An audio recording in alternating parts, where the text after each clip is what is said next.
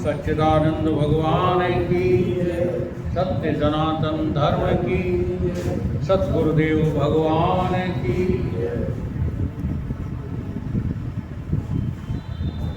आज योग वशिष्ठ का 15वां सर्ग प्रारंभ होता है उत्पत्ति प्रकरण का। देवी बोली, लीला रानी से देवी की वार्ता चलती। जब जीव को मृत्यु से मूर्छा होती है तब शीघ्र ही उसको फिर कुछ जन्म और देश काल क्रिया द्रव्य और अपना परिवार आदि नाना प्रकार का जगत भास जाता है। जब जीव शरीर छोड़ने के निकट होता है तो एक झटका लगता है। तुमने जो भी शुभ अशुभ जिंदगी भर जो कुछ किया है वो रील घूम जाती है आपके मस्तिष्क।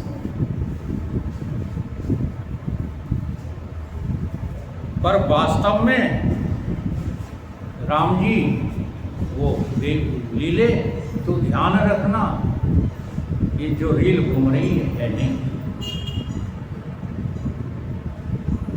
सजगता बस यही रखना। वो तो मृत्यु की बात कह रहे हैं। शरीर में जब कष्ट होता है ना, दर्द होता है कहीं पर, तब ये तुम्हारे कर्म सब घूमने लगते हैं। तो देवी जी कह रही हैं कि ये कुछ भी दिखने लग जाए तू समझना ये है नहीं, ये होते नहीं है। वास्तव में इनकी स्मृति असत्य है। स्मृति विस्मृति ये दोनों असत्य हैं। एक स्मृति अनुभव से होती है और एक स्मृति अनुभव बिना भी होती है, पर दोनों ही स्मृतियां क्या हैं? मिथ्या हैं, सत्य नहीं है। एक बिना अनुभव की स्मृति होती है कि नहीं?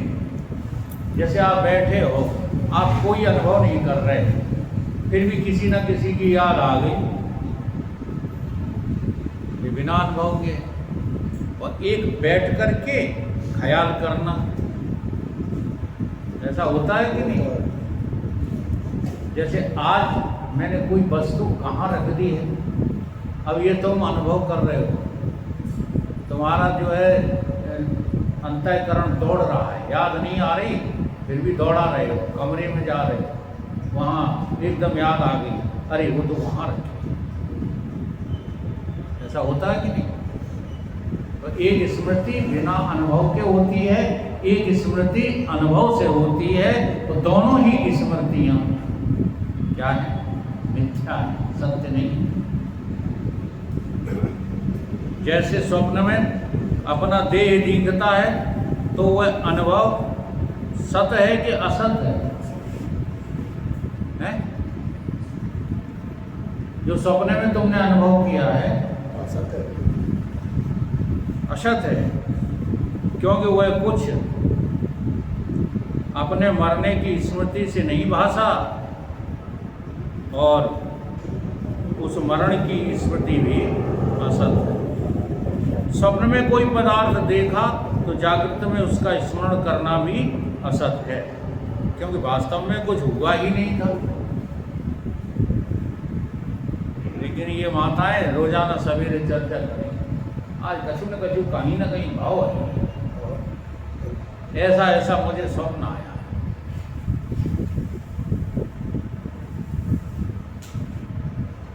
तो स्वप्न मिथ्या है कि सत्य है? स्वप्न के परिणाम मिथ्या है कि सत्य है? वास्तव में कुछ हुआ ही नहीं। इससे यह जगत अकारण रूप है और जो है सो चिदाकाश ब्रह्म रूप है। जगत का कोई कारण नहीं है, जगत के होने का कोई कारण नहीं है, अकारण ही भास रहा है। और जो है वो ब्रह्म रूप है। अगर तुम जगत को है मानते हो तो उसे जगत ना मान करके ब्रह्म रूप ही देखना प्रारंभ करो। न कुछ जो है विदूरत की सृष्टि सत्य है और न यह सृष्टि सत्य है। सब संकल्प मात्र, न स्वप्ने की सृष्टि सत्य है न जागृत की सृष्टि सत्य है। दोनों ही संकल्प से खड़ी। अगर स्वप्न की सृष्टि संकल्प से खड़ी है तो जागृत की सृष्टि भी संकल्प से ही खड़ी। इतना लीला ने सुन लिया, फिर पूछा कि हे देवी, जो ये सृष्टि ब्रह्म मात्र है तो वह जो विदूरत की सृष्टि है सो इस सृष्टि के संस्कार से हुई है और यह सृष्टि उस ब्रह्मांड और ब्रह्मांड की स्मृति संस्कार से हुई है। तो ब्रह्मांड और ब्रह्मांड की सृष्टि किसकी स्मृति से हुई है? नया प्रश्न जो खड़ा कर दिया कि विदूरत की सृष्टि यानी स्वप्न वाली सृष्टि और ये वाली सृष्टि ये संसार के संस्कारों से हुई है। संसार में रहते रहते संस्कार पड़ गए या फिर किसी जो है ब्रह्मांड की सृष्टि ने ऐसा किया है। देवी बोले कि ही ले ले, वह जो वशिष्ठ ब्राह्मण की सृष्टि है सो ब्राह्मण के संकल्प से हुई है और ब्राह्मण ब्रह्मा में बुरा है, परंतु वास्तव में ब्रह्मा भी कुछ चीज है नहीं। जो तूने ये प्रश्न किया ना तो सुन ले, तेरी सृष्टि तो तेरे ही जो है संकल्प से हुई है, लेकिन तूने जो माना है कि मेरा संकल्प किसी ब्रह्मा के संकल्प से हुआ है, तो दोनों ही मिथ्या है, सत्य इसमें ही। जितना झूठा तेरी सृष्टि का ब्रह्मा है उतना ही झूठा समष्टि की सृष्टि का ब्रह्मा है। ये बड़ी कमाल की बात है। देखो कि वैज्ञानिकों ने आज कलयुग में क्या क्या नहीं खोज ली है, नहीं खोज ली। जिस चीज के बारे में भी सुना कि ये चीज होती है उसकी खोज में लग गए खोज लिए। और जैसे जो है और चीजों को खोजा, ऐसे ब्रह्मा विष्णु महेश को क्यों नहीं खोज पा रहे हैं? क्योंकि पहले तो इन्होंने जो है केवल जो है सुना ही था कि पृथ्वी के नीचे जल होता है, ये केवल पहले सुना था। फिर उसके इन्वेंशन में लग गए तो खोज लिया कि नहीं खोज लिया। पक्षियों को देखा और सोचने लगे कि ऐसे आदमी भी उड़ सकता है, तो देखो उड़ने लगे कि नहीं उड़ने लगे। लेकिन कभी ब्रह्मा विष्णु महेश के बारे में तुम सोचते ही नहीं। वहां जाकर के बड़े बड़े वैज्ञानिक अंधविश्वासी हो जाते हैं, वो कहते हैं कि नहीं, भगवान नाम की कोई चीज है, क्योंकि वो मिलते ही नहीं। किसी को मिले? इस प्रश्न के जवाब में सब लोग खड़े रह जाते हैं। क्या बाबा का, क्या भाई, क्या वैज्ञानिक, क्या सेठ, सब खड़े रह जाते हैं। क्यों खड़े रह जाते हैं? क्योंकि वहां की रिसर्च सबके त्याग से होती है।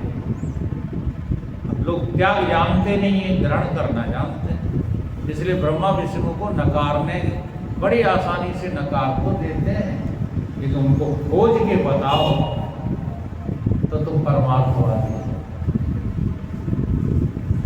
तो खोज जब होगी तब तुम ही ब्रह्मा निकलोगे, तुम ही विष्णु निकलोगे, तुम ही शंकर। अरे भाई, खोजी और खोज ये दो चीजें हैं ही नहीं। होने का सवाल क्या? अभी भी नहीं है। गुरु न एव शिष्य,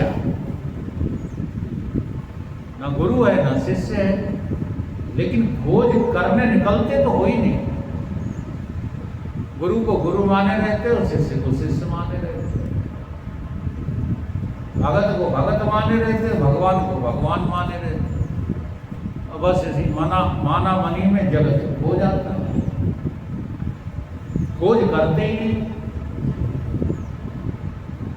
परंतु वास्तव में ब्रह्मा भी कुछ हुआ नहीं है, तो उसकी सृष्टि कहाँ से हो गई?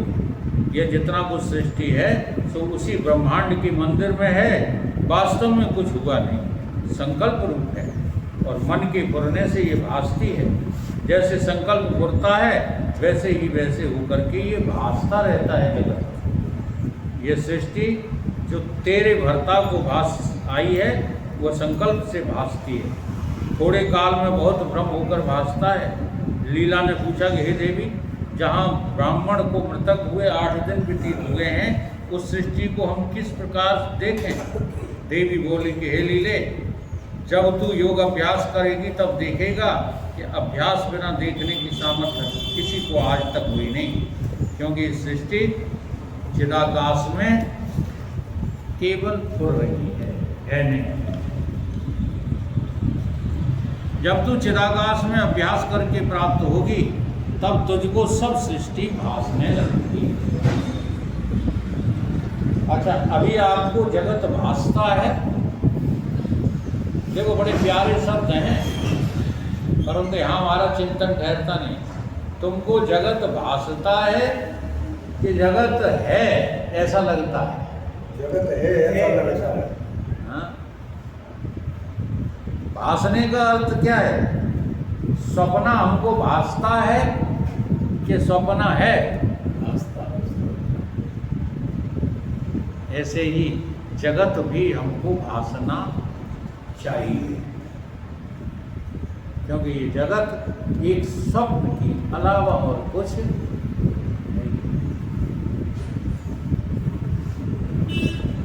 जब तू चिदाकाश में अभ्यास करके प्राप्त होगी तब तुझको सब सृष्टि भासने लगेगी। वह जो सृष्टि है सो और के संकल्प में है, जब उसके संकल्प में प्रवेश करें तो उसकी सृष्टि भासे, अन्यथा नहीं भासती। जैसे एक ही स्वप्न को दूसरा स्वप्न नहीं जान नहीं सकता, वैसे ही और की सृष्टि तुम्हें नहीं भास सकती। क्या तुम हमारे स्वप्न को बता दोगे? नहीं बता दो। ठीक इसी प्रकार से ये तुम्हारी सृष्टि तुम्हें भासती है, ब्रह्मा की सृष्टि तुमको नहीं भासती। क्यों नहीं भासेगी? क्योंकि वहां सृष्टि आज तक बनी ही नहीं। तुमने बनाई है सृष्टि अपनी, इसलिए अगर तुम बुद्धि का निर्णय बदल दो तो तुम्हारी बनाई हुई सृष्टि तुम्हें भासने लगे। भासने का मतलब है मिथ्याई। जब तो अंतवाहक रूप हो तब वो सृष्टि देखे। जब तक आदि भौतिक और स्थूल पंच तत्वों के शरीर में अभ्यास है तब तक उसको न देख सकेगी, क्योंकि निराकार और निराकार ग्रहण करता है।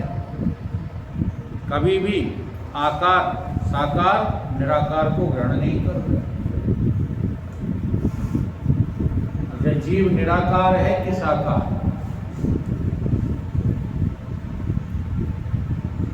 यहाँ की अपेक्षा से निराकार है जीव, इसलिए ब्रह्म भी निराकार है। तो ब्रह्म और जीव की एकता होगी कि शरीर की और ब्रह्म की एकता होगी? जीव और ब्रह्म की एकता। तो साकारता क्या है? मिथ्या। साकारता है ही नहीं।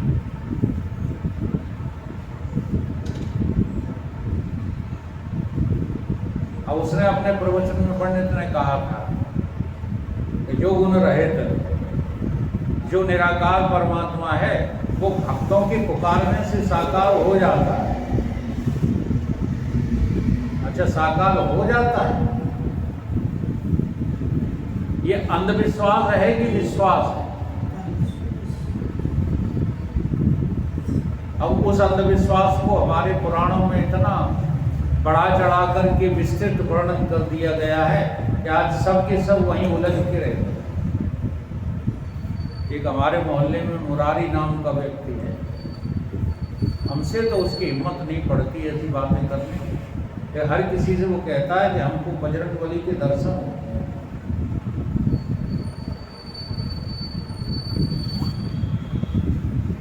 तुम्हें बजरंगबली के दर्शन होते हैं तो फिर तुम जो है नौक नौक से क्यों चलते हो?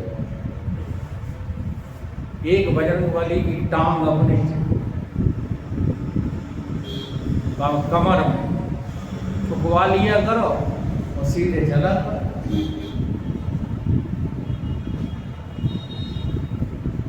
समझ रहे हो कितना जो है मनुष्य अंधविश्वासी हो गया। बजरंगबली का निग्रह कभी चिंतन में नहीं लाए, एक अंधविश्वास का जो है पालन करने लगे, कहने लगे कि हमको दर्शन, और इस नाम पर जो है रोटी मिल जाती है, इस नाम पर लोग पैर छूने लगते हैं। इसलिए ये झूठे नाटक लोग करते हैं। असल में अंतःकरण इतना गंदा है कि आज भी उस व्यक्ति को दुकान पे बिठा दो तो 16 में ठग लेगा। अंतःकरण इतना गंदा है। जब अंतःकरण शुद्ध होने लगता है तो ये संसार का निग्रह रूप भी मिटने लगता है। संसार के निग्रह रूप जितने भी हैं, शंकर का हो, ब्रह्मा का हो, विष्णु का हो या बजरंगबली का, उनका चिंतन प्रारंभ हो जाता है। फिर उनकी परिभाषाएं बदल जाती हैं। अहिल्या किसी पत्थर का नाम नहीं, एक निग्रह रूप का नाम है। आज मनुष्य का हृदय पाषाणबद्ध अहिल्या ही तो हो गया। तुम्हारी बुद्धि का नाम ही तो अहिल्या है, जो जड़ पदार्थों को जोड़ जोड़ करके जड़वत हो गई। यह है निग्रह रूप अहिल्या का। इसमें अपनी चैतन्यता को तुम जो जगह दे दो तो यही पाषाण की नारी रूपी बुद्धि तुम्हारी ब्रह्ममयी बुद्धि हो जाएगी। यही है अहिल्या उद्धार। कि बाहर की तमाम कथाएं हमें अंदर ले जाने के लिए कही जाती हैं, पर हम इतने अंधविश्वासी हो गए हैं, हम उन्हीं अंधी कथाओं में उलझे रहते हैं और समय बर्बाद करते रहते हैं। जो एकादशी में तुमने 3 दिन खराब कर दिए, वो सत्संग में आते तो तुम्हारी बुद्धि कुछ सुधरती।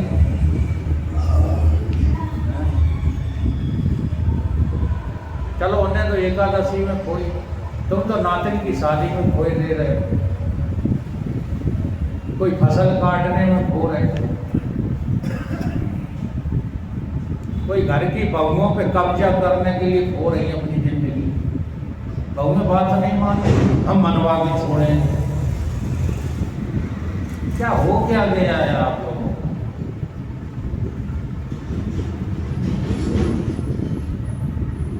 फिर वो अहंकार काम करता है। हाँ, हम फिर जो है किसी का बनाया नहीं खाएंगे।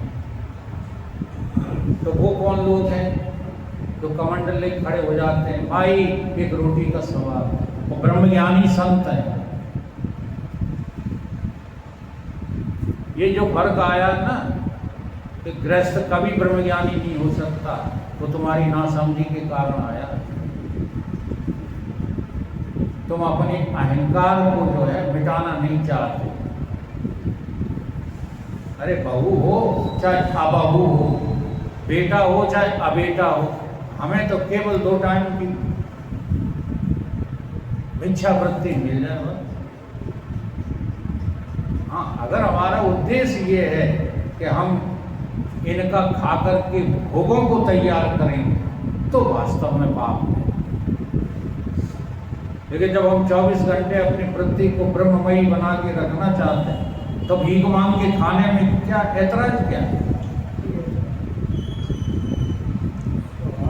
तो कहे दौरे छूटे यहीं को भैया। लाखन से हमने कही तो लाखन कहने लगे कि बने तो रहे लेकिन हमारे मोड़ा फिर हमें राह नहीं देंगे। मोड़ा चाहे भले नहीं सोच रहे हो, लड़के भले सोच रहे हो कि डोकरा कब मरे, लेकिन डोकर को आज भी चिंता है कि हम यहाँ अगर आश्रम पर रह गए तो मोड़ा भाई मनाए हुए आए हैं, रूठ गए डोकर। असल में तुम त्याग के पक्ष में हो नहीं, तुम ग्रहण के पक्ष में रहते हो। तो निराकार ग्रहण कर सकता है, आकार नहीं ग्रहण कर सकता है। तुम्हारी दोस्ती निराकार से है, आकार से आज तक तुम्हारा संबंध जुड़ा ही नहीं, कि तुम मरे जा रहे हो, आज क्या होगा क्या होगा, कुछ नहीं, है ही नहीं आकार। निराकार जीव है, निराकार ब्रह्म है। क्योंकि तुम साकार हो जाते हो, इसलिए तुम्हें साकार ईश्वर की जरूरत पड़ती, नहीं वो भी बेचारा निराकार ही है। ईश्वर के विषय में योग ऋषि ने एक बहुत बड़ा छंद अच्छा लिखा, कभी स्मृति में आ जाएगा तो सुना। विचारा है, ईश्वर विचार है, जैसे जीव विचारा है ऐसे ईश्वर भी विचारा है। इससे ये आदि भौतिक देह बहुत बड़ा भ्रम है, इसको त्याग कर चिदाकाश में स्थित हो जाए। आधा घंटा हो जाए मास्टर साहब, 10:30। जैसे पक्षी आलय को त्याग कर आकाश में उड़ता है और जहाँ इच्छा होती है वहाँ चला जाता है, वैसे ही चित्त को एकाग्र करके स्थूल शरीर को त्यागते हैं और योग अभ्यास कर आत्मसत्ता में स्थित हो जाए। ये स्थूलता नाम की कोई चीज है नहीं, बारी बारी से तुम नहीं त्याग पाओगे, क्योंकि अभी प्रमाण मिल रहा है, बचपन से लेकर के बुढ़े हो गए, बारी बारी से त्याग पाए नहीं, अभी भी नहीं त्याग पाए। त्यागने का एक ही उपाय है कि इसको जल्दी से साकारता को नकार दो कि ये नहीं। जब आदि भौतिक को त्याग करके अभ्यास के बल से चिदाकाश में स्थित होगी, तब आवरण से रहित हो जाएगी और फिर जहाँ इच्छा करेगी वहाँ तू जा सकेगी और जो कुछ चाहेगी वही देखेगी। हे लीले, हम सदा उस चिदाकाश में स्थित हैं, हमारा बब्बू चिदाकाश है। देवी कह रही हैं हम तो उसी चिदाकाश में स्थित रहते हैं, वही हमारा जो है स्वरूप है। इस कारण हमको कोई आवरण रोक नहीं सकता। हमसे उदारों की सदा स्वरूप में स्थिति है और हम सदा निरावरण हैं, कोई कार्य हमको आवरण नहीं कर सकता। हम स्वच्छित हैं, स्व-इच्छित हैं, जहाँ जाना चाहें वहाँ चले जाते, सदा अंतवाहक रूप हो, सदा अंतवाहक रूप है हमारा, इसलिए तो हम जहाँ चाहें वहाँ चले जाते। अगर हम भौतिक रूप हैं तो वहाँ नहीं जा पाएंगे जहाँ चाहें। जैसे ग्वालियर चाहो तो चले जाओ, बिना बस के, बिना कार के, हैं चाहेंगे तभी आप। आज ईमानदारी से सब लोग बताओ, जो गुरु के परम भक्त हैं वो भी बताओ। गुरु जी आ गए ग्वालियर, मैं मान ले तो आज भौतिक शरीर से जाकर के ज़्यादा पुण्य है कि अंतवाहक से पहुँच जाने में जा रहा हूँ। बता जल्दी बताओ। ये मात्र कहने, भागते हो ऐसे दम दे करके, बस मिल जाए बस से, ट्रेन मिल जाए ट्रेन से, गाड़ी मिल जाए, गुरु जी आए गए, गुरु जी आए गए, पाँच हो जाए तरे। अब देखो वशिष्ठ जी जैसे महाराज बता रहे हैं, तुम इस हट को छोड़ना नहीं चाहते। गुरु जी को परेशान करो, खुद परेशान रहो। एक सेकंड का काम है और गुरु जी पूरे के पूरे मेरे हृदय स्थल पर विराज जाओ, तो हम बार बार उन्हें नतमस्तक होते हैं और अपने को तुष्ट करते हैं। वो सच्ची पूजा है। तो ये झूठी पूजा करना कब छोड़ो? कहा वैसे गया है, झूठा बोले सच्चा पाओ, लेकिन कब तक?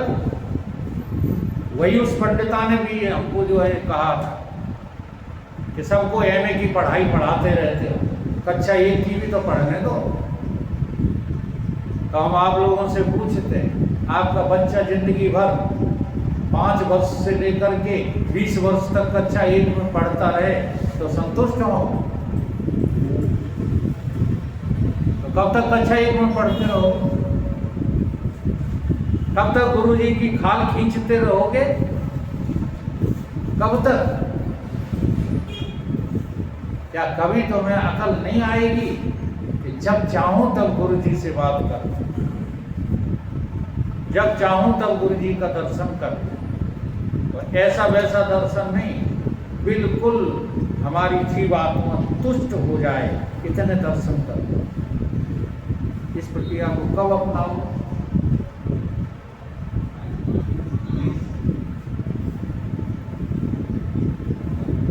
क्योंकि हमारी नजरों पर इन धर्माचार्यों ने पर्दे डाल दिए हैं, और उनकी वजह से हमें लगता है कि साकार का दर्शन भी दर्शन होता है, बाकी कोई दर्शन दर्शन होता ही नहीं। ये लगता है हमको, इसलिए भड़बड़ाते रहते। उदाहरण दोगे क्या? कि रोटी भी खा लिया करो, कैसी अंतवाहक रोटी। फिर ये उदाहरण दो, अगर वास्तव में अंतवाहक शरीर की रोटी से भूख मिटती तो हम खा लेते। भौतिक शरीर की भूख मिटाने के लिए रोटी पानी मिलते हैं। अब इतना भी विवेक नहीं आता और खिचड़ी वाली बातें हम लोग करते हैं। कहाँ भगवान के दर्शन, कहाँ रोटी खाना। रोटी खाना कितना तुच्छ काम है, उसको जोड़ कहाँ देते हैं? भगवान के दर्शन से जोड़, गुरु स्पर्शन से जोड़ देते। इसलिए हमारी कोई तरक्की नहीं होती। हम अंतर्मुख होना जानते, केवल आंखें नीची करके बस दिखाना जानते कि देखो हम अंतर्मुख हो गए। ये आंखें नीची के बैठ जाना अंतर्मुख होना नहीं है। अंतवाहक शरीर को अपनी मैं मान करके अंतवाहक आत्मा में लीन होने का नाम अंतर्मुख हो गया। 28 मिनट। उसमें जब चित्त की वृत्ति लगी है उस काल में ये अपना शरीर ही नहीं भासेगा, और दूसरा कैसे भासेगा? जब तुमको अंतवाहकता का दृढ़ अभ्यास हो और आद भौतिक स्थूल शरीर की ओर से वैराग हो जाए तो आद भौतिकता मिट जाती है। जी हाँ, फिर स्थूल शरीर आपको शरीर दिखेगा ही, फिर स्थूल व्यवहार आपको सच्चे लगेंगे ही, फिर स्थूलता की जितनी वासनाएं हैं सब तुमको दुख देना बंद कर देंगे। लेकिन ईमानदारी को बेरा दे, सबको बेरा। जी हाँ, है ही नहीं वास्तव में कहीं कुछ। न हान है, न लाभ है, न मेरा है, न तेरा है, न जमीन है, न जायदाद है, न मकान है, न दुकान है। ये कुछ है थोड़े, केवल तुम्हें भौतिकता के कारण से। हाँ, ऐसे ही संबंध, न पिता है, न पुत्र है, न भाई है, न बहन है, न पत्नी है, न पति है। ये कोई है थोड़े। केवल अंतवाहकता में पर्दा पड़ने के कारण ये बहिर्मुखता हमको सत्य लगने लगी है। नहीं